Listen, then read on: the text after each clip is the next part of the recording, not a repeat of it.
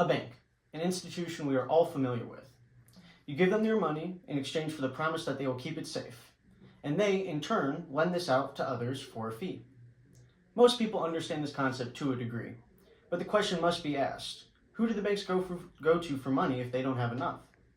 That is what the Federal Reserve is for. Because it is a complex topic, many shy away from learning about how our central bank works. This is not a good idea, as what you do not know, you cannot protect yourself against. I believe it is important for every American to understand the foundation of our entire economic system, so that when it comes time to vote, you are educated enough to make a reasonable decision. I was fortunate enough to be gifted for a father who works in finance. While he may not be one of the handiest people, he knows his way around the financial systems like the back of his hand. Now I've been blessed with this knowledge, and I would like to continue to spread the information to others so they can properly make decisions that have huge impacts on their life. It is my goal throughout this presentation to first describe the brief history behind the modern Fed and explain broadly the tools they use to stabilize the economy. I hope it is clear now the importance of this speech and why you should at least attempt to some extent to hear my words. First, it is important to understand the history behind our economy to understand why a central bank exists in the United States and the necessity for it to ensure economic stability. In the decades prior to the creation of the Fed in 1913, the U.S. experienced a flurry of bank runs that led to increased market instability. According to Wheelock, these incidents were heavily studied in the 19th century, but people heavily debated the cure to this problem. That is why, after a particularly nasty catastrophe called the Panic of 1907, Congress voted to create the Federal Reserve System, which is a U.S. central bank comprised of 12 regional banks that work together. This new concept, however, was very different from the Federal Reserve that exists today.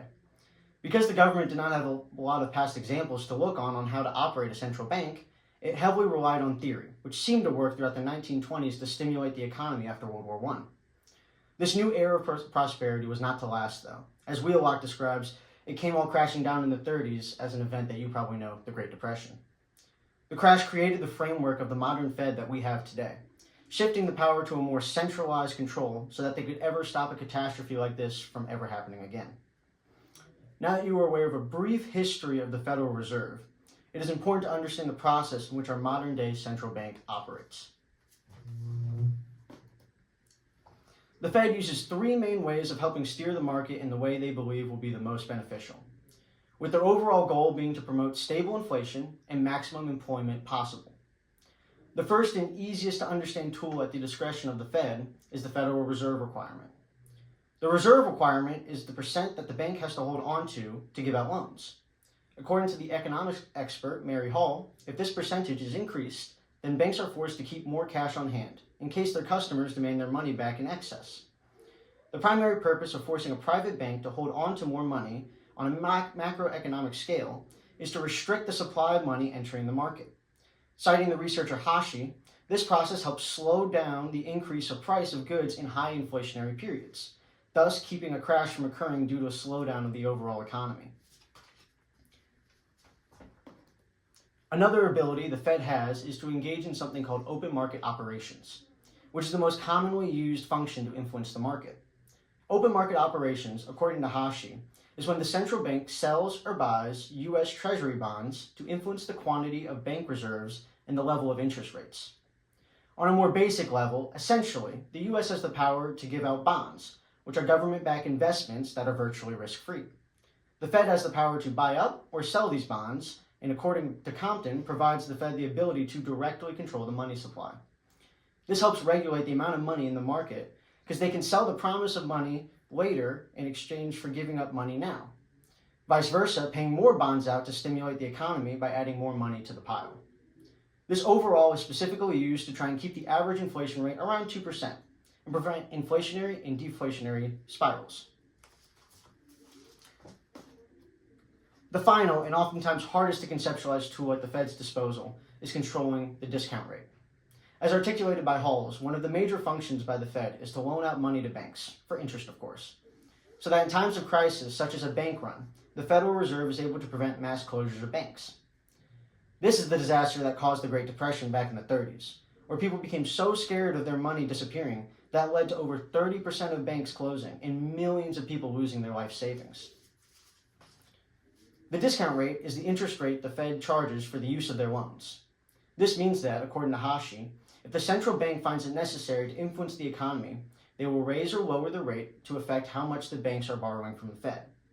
An example of this would be if the markets were in an inflationary period, aka a large money supply, then the Fed would raise the discount rate to discourage banks from introducing more dollars into the economy. To put it on a more personal level, the discount rate is often defines credit cards, mortgages, and most types of loans interest rates. This happens because as the interest discount rate is raised, then the banks are being charged more for loans from the Fed. The banks being charged more means they pass this on to the consumer, which de-incentivizes people taking loans, therefore slowing the inflationary spiral. See, with just a few minutes of your time, now even you are a pro at economics.